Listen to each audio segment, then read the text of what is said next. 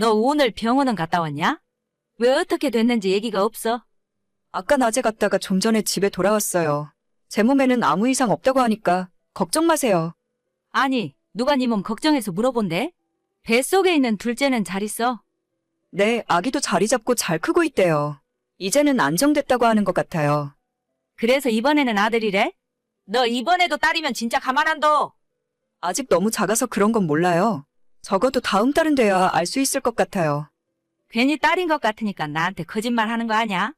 아무튼 나는 지금까지 너한테 할 수 있는 건 다 해줬다.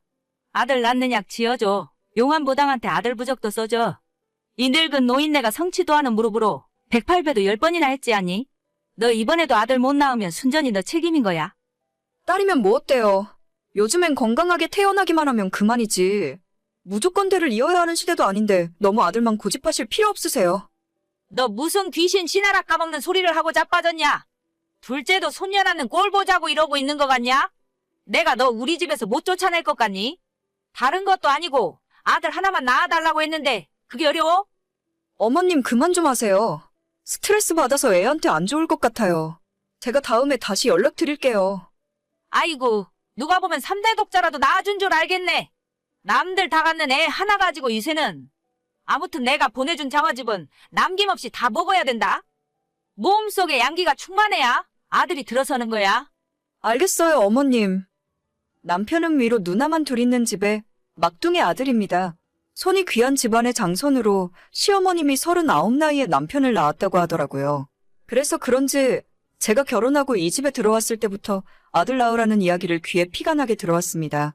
시아버님께서 제가 첫째 딸을 낳고 반년 만에 돌아가셨는데 그때도 시어머니는 너가 아들만 낳았으면 아버님이 몇 년은 더 사셨을 거라면서 저를 원망하셨죠. 진짜 그놈의 아들 소리 때문에 제가 노이로제가 걸릴 지경이었어요. 시어머니가 말씀하신 아들 낳는 부적이라거나 산속에 있는 절에 들어가서 108배를 했다는 말은 전부 사실입니다. 저희 어머님은 문자 그대로 아들에 미친 사람이에요. 자식 셋 중에 딸들 둘과는 진작에 절연하다시피 했고 지금은 오매불망 저희 부부가 손자를 낳아주기만을 손꼽아 기다리고 있습니다.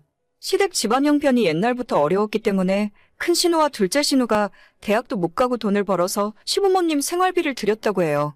막내 아들만큼은 대학에 꼭 보내야 한다고 하셨기 때문에 저희 신우들이 대학 등록금도 보태주고 남편의 대학 시절 용돈까지 챙겨가며 공부를 시켰습니다. 그렇게 딸들이 집안의 대들보이자 기둥이었는데 시부모님들은 오직 아들뿐이었어요. 딸들 시집갈 때는 숟가락 하나 들려보내지 않았고 저희 부부 결혼할 때는 없는 살림에 탈탈 털어서 신혼집 사는데 보태라고 1억을 맞춰주시더라고요. 아마도 그 일 때문에 신우들이랑 크게 싸우고 지금은 서로 왕래도 하지 않습니다. 그놈의 1억 해주신 것 때문에 지금까지도 시모가 우리 집에 올 때마다 목소리가 커지고 있는 대접 없는 대접 챙겨받으려고 해서 골치가 아팠어요. 지금으로부터 4년 전 결혼 생활 1년 만에 첫 아이를 갖게 되었는데 어머님은 제 임신 소식을 듣자마자 어디 용하다는 점집에 갔다 오더니 첫째부터 아들이라며 좋아하시더라고요. 내가 옆 동네 용한 점쟁이한테 물어보고 왔는데 무조건 아들이라더라. 어쩐지 내가 두꺼비 태몽을 꾸더라니 떡두꺼비 같은 손자인가 보다. 아직 병원에서도 아들인지 딸인지 모른대요.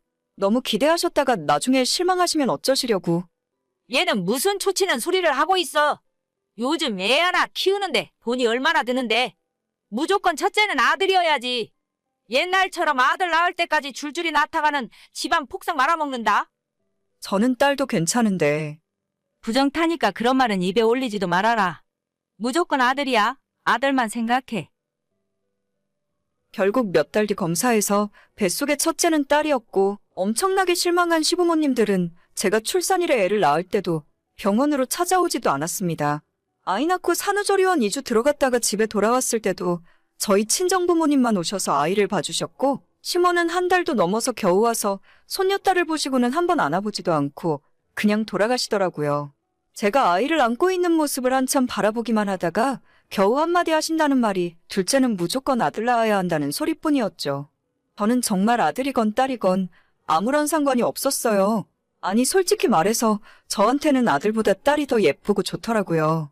하지만 제 생각은 하나도 중요하지 않았고 어머님께서는 제가 첫째를 낳은 뒤 몇 달이 지났을 때부터 둘째는 아들을 보기 위한 노력을 하셨어요.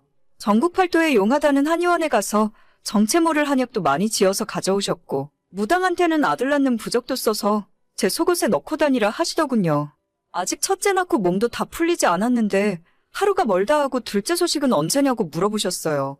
그 당시에는 저도 참 미련하고 멍청했던 게 그냥 손자를 너무 보고 싶으셔서 그런가 보다 생각하고 어머님의 그런 행동을 심각하게 느끼지 않았습니다.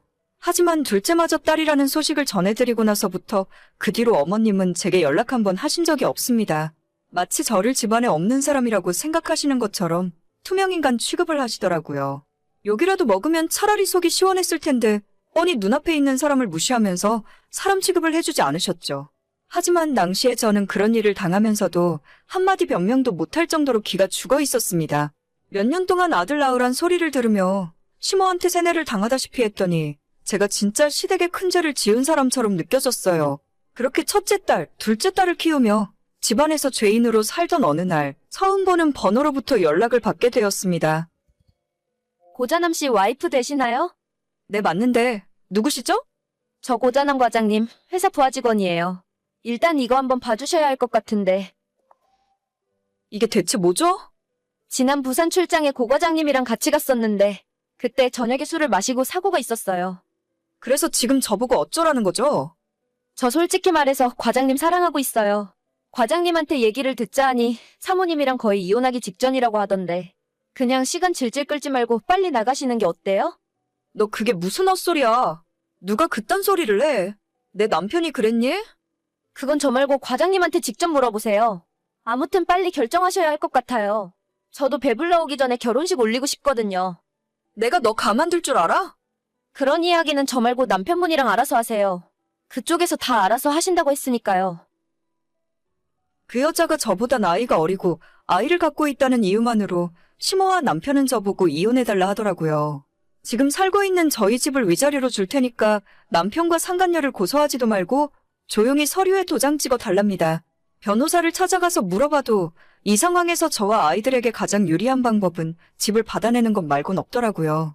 마음 같아서는 끝까지 이혼해주지 말고 두 인간들을 괴롭히고 싶었지만 당장 두 아이들을 생각해서 집을 받아내고 이혼했습니다. 저는 순식간에 두 아이들을 책임져야 하는 워킹맘이 되어버렸고 그 집을 전세를 주고 친정으로 들어와서 살기 시작했어요. 두 딸들을 친정엄마에게 맡겨두고 회사에 복직해서 일을 시작했습니다. 그 사이에 벌써 시간은 2년 반이나 지나갔고 정신없이 살다 보니 힘든 것도 모르겠더라고요. 전 남편과 상간녀의 결혼 소식과 그 뱃속에 있던 아이가 아들이라는 소문이 제 귀에 들렸지만 신경도 쓰지 않았습니다. 끼리끼리 만나서 얼마나 행복하게 사나 두고 보자는 심산이었으니까요. 아니나 다를까 며칠 전에 야근을 마치고 집에 돌아가는 중에 전 남편에게서 연락이 왔습니다. 잘 지내고 있어? 우리 딸들은 아무 일 없이 건강하지? 3년 동안 연락 한 번 없다가 무슨 염치로 갑자기 애들을 찾아? 아무리 합의 이혼했다지만 양육비만 떨렁 보내고 애들 보러 찾아오지도 않았으면서. 그러게 말이다. 내가 정말 나쁜 아빠였어. 갑자기 이러는 이유가 뭔데? 새로 젊은 여자랑 가정 꾸리고 아들까지 낳고 잘 살면서 왜 나한테 연락한 건데? 그 애가 내 아이가 아니라더라. 무슨 헛소리야. 애가 커갈수록 좀 이상하다 싶었는데 유전자 검사를 해보니 내 아들이 아니래. 나 이제 어쩌면 좋지. 너랑 우리 딸들이 너무 보고 싶어. 헛소리 하지 마. 너 우리 애들 앞에 나타날 생각하지도 말고. 바람 피우고 내쫓을 때는 언제고 이제 와서 무슨 헛소리야? 우리 엄마도 너만 괜찮다면 다시 합쳐보라고 하는데 진짜 생각 없니? 나 당신 번호 차단할게.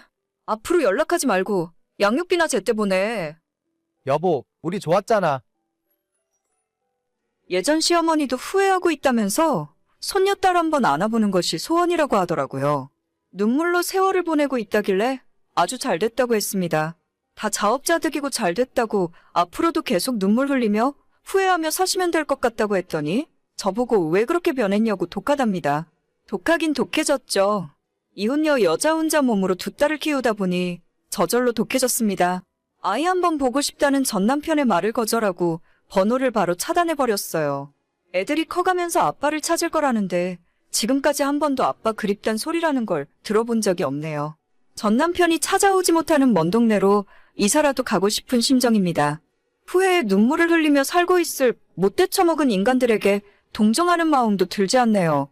그래서 그런지 몰라도 요즘 들어서 이상하게 항상 기분이 좋고 두 다리 쭉 뻗고 잘 수 있네요.